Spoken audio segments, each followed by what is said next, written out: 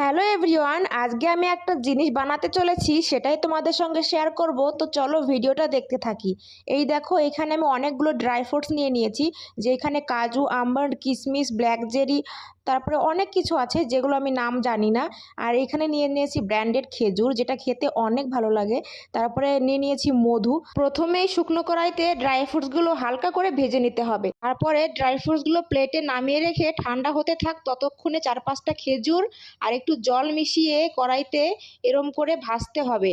এই দিকে আমি ড্রাই ফ্রুটসগুলো দেখো এখানে একটু হালকা গুঁড়ো করে নিচ্ছি। তোমরা সম্পূর্ণটা ভিডিওটা দেখতে থাকো, তাহলেই বুঝবে। এই দেখো, আমি হালকা করে একটু গুঁড়ো করে নিয়েছি। তারপরে গুঁড়ো ড্রাই ফ্রুটসগুলো ওই খেজুরের মধ্যে দিয়ে নাড়াচাড়া করতে হবে। নাড়াচাড়া করার পরে আমি এখানে দেবো একটু মধু। তোমরা এখানে চিনিও অ্যাড করতে পারো, তো আমি এখানে মধু অ্যাড করছি, কারণ আমি ছেলেকে চিনি ধরতে গেলে একদমই খাওয়াই না, মধু, মিশ্রি এই সমস্তই খাওয়াই। তারপরে যতক্ষণ না পাক আসবে, একটা নাড়ু বানাতে গেলে যেমন পাক আসে, এটাও পাক আসবে। পাক আসলে নামিয়ে নিতে হবে। এই দেখো, আমি প্লেটে নামিয়ে নিয়েছি। তারপরে হাতে একটু তেল ব্রাশ করে গোল গোল করে নাড়ুর মতো পাকাতে হবে। তারপরে হয়ে যাবে একদম ড্রাই ফ্রুটসের চকলেট। দেখো কতটা সুন্দর লাগছে দেখতে, আর খেতেও কিন্তু খুব ভালো হয়েছিল।